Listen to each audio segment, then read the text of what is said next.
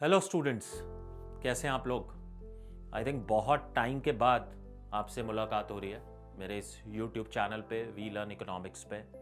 और क्यों ना हो, अब एक पीक सीजन शुरू हो गया है आपके प्रैक्टिकल एग्जामिनेशन का, 12th इकोनॉमिक्स का। सो मेरे ख्याल से अब आपके प्रैक्टिकल जो एग्ज़ाम्स हैं वो अगले एक हफ्ते 10 दिन में हो जाएंगे। कुछ बच्चों के मार्च में हो रहे हैं और कुछ बच्चों के शायद अप्रैल में होंगे। सो ये वीडियो मैंने स्पेसिफिकली उन सभी बच्चों के क्वेश्चंस को आंसर करने के लिए बनाया है जो इनको वाइवा में, प्रैक्टिकल्स में बड़े सारे छोटी छोटी बातें, छोटे छोटे इश्यूज आ रहे हैं उनके माइंड में। ऑल दो मैं आपके साथ शेयर करूंगा अपना कॉन्टैक्ट नंबर भी। आप मेरी वेबसाइट पे भी जा सकते हैं vlearneconomics.com पे, जहाँ पे मैंने बहुत सारे वाइवा के क्वेश्चंस, उनके आंसर्स, क्या चीज़ें आ सकती हैं वो भी डालनी शुरू कर दी हैं। बट कुछ बातें मैं तुम्हारे साथ शेयर करना चाहूँगा। आई एम श्योर तुम में से हर स्टूडेंट इस बार के प्रैक्टिकल एग्जामिनेशन में जो 10 नंबर का है, क्योंकि 10 नंबर तुम्हारे ऑलरेडी लग चुके हैं टर्म 1 में, तो आप 10 में से 10 सिक्योर करना चाहेंगे। तो ये 10 में से 10 लाने कैसे, राइट? तो इसके कुछ मैं तुम्हें टिप्स देना चाहूँगा। पहली टिप ये है जो मुझे लगता है कि जो सबसे इंपॉर्टेंट है। कई बार हमें लगता है कि हम ऐसे ही चले जाएं टीचर के आगे, और एक फर्स्ट इंप्रेशन जो होता है टीचर के आगे वो बहुत बहुत मैटर करता है लाइफ में, क्योंकि एक्सटर्नल एग्जामिनर आएंगे बाद से। तो मेरी आप सबको पहली रिक्वेस्ट ये है या पहली टिप ये है कि आप जो है बढ़िया अपनी ग्रूमिंग करके जाइए।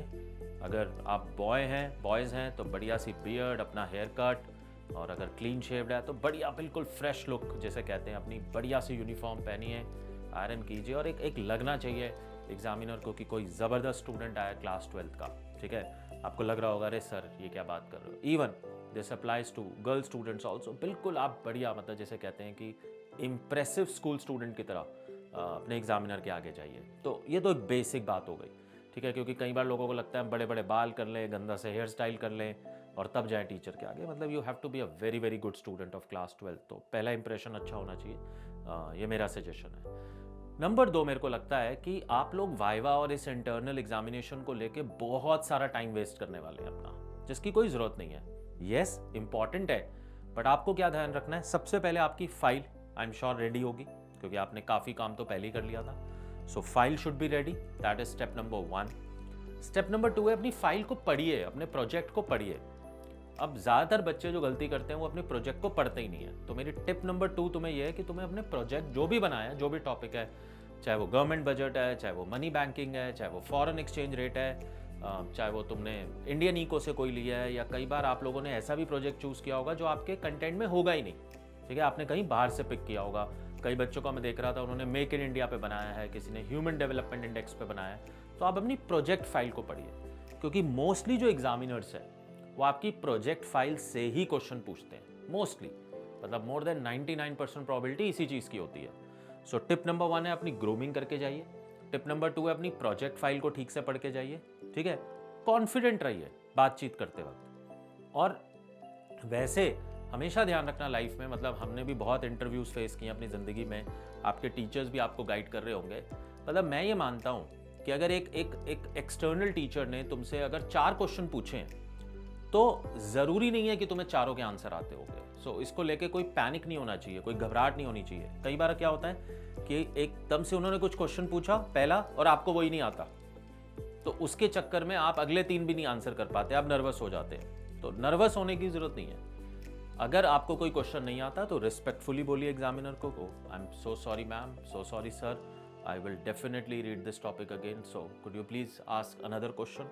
सो वो डेफिनेटली इस चीज़ को जानते हैं कि आप जो बच्चे हैं, अगर मैं पूरा 1 साल देखूं तो कोविड के अंदर अल्टीमेटली आपने पढ़ाई की है, और उसके लिए आई थिंक वो इस चीज़ को वैल्यू करते हैं, रिस्पेक्ट करते हैं टीचर्स भी, कि तुमने बहुत बहुत बहुत ऐसी एडवर्सिटी देखी है और उस ड्यूरेशन में पढ़ाई की है जो कि इम्पॉसिबल है।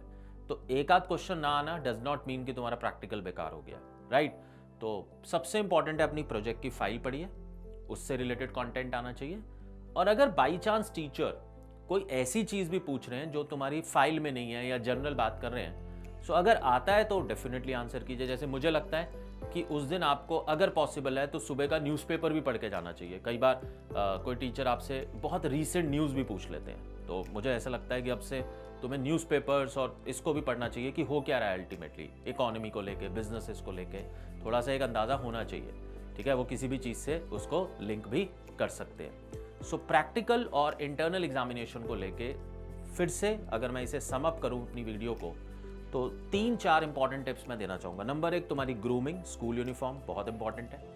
नंबर 2, अपनी प्रैक्टिकल की फाइल को, कंटेंट को ध्यान से पढ़िए, आराम से पढ़िए, पेशेंस से पढ़िए। नंबर 3, किसी भी तरीके के पैनिक में आने की ज़रूरत नहीं है अगर आपसे कोई एक आंसर आप नहीं दे पा रहे। डजेंट मैटर, आपने इतनी पढ़ाई की हुई है, आप डेफिनेटली कुछ ना कुछ तो आंसर करेंगे ही वहाँ पे, कुछ ना कुछ तो बातचीत करेंगे। और एक सबसे बढ़िया बात आपको बताऊँ, always keep a smiling face.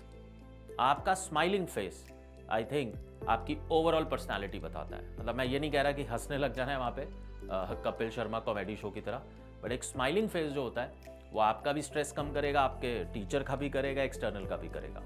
But yes, अगर तुम्हें डिटेल में मेरे से कुछ डिस्कस करना है अपने प्रैक्टिकल को लेके, इंटरनल को लेके, तो मेरा नंबर आपके पास है, मेरी वेबसाइट आपके पास है, आप उसमें रिक्वेस्ट डाल सकते हैं, we will call you back. और साथ ही साथ अगर तुम्हें कोई लिस्ट ऑफ क्वेश्चंस चाहिए अपने प्रैक्टिकल को लेके, आंसर्स चाहिए, वो भी अवेलेबल है। बट मुझे लगता है कि ये एंडलेस होता है। मतलब एक प्रोजेक्ट फाइल में से अगर आपकी वो 20 या 30 पेज की फाइल है और एक स्पेसिफिक टॉपिक में है, तो उस पर एंडलेस क्वेश्चंस भी बन सकते हैं। तो but still I will try my best कि तुम्हारे को अगर कोई भी गाइडेंस चाहिए, कोई तुम्हारे को एक वर्चुअल मॉक एग्जामिनेशन भी देना है, तो मैं उसमें भी आपकी मदद कर सकता हूँ। सो thank you for watching and subscribe कीजिए मेरे चैनल को, लाइक कीजिए, शेयर कीजिए अगर आपको ये मेरी वीडियो पसंद आई है। WeLearnEconomics.com इंडिया की ओनली वेबसाइट है जो 11th-12th इकोनॉमिक्स पे फोकस करती है। हमारा ऐप भी है जिसको आप डाउनलोड कर सकते हैं, which is We Learn Economics। और हमारा एक ही फोकस है कि आपके अच्छे मार्क्स आने चाहिए क्लास 12 बोर्ड एग्जामिनेशन में, इकोनॉमिक्स में। So thank you so much for watching, take care.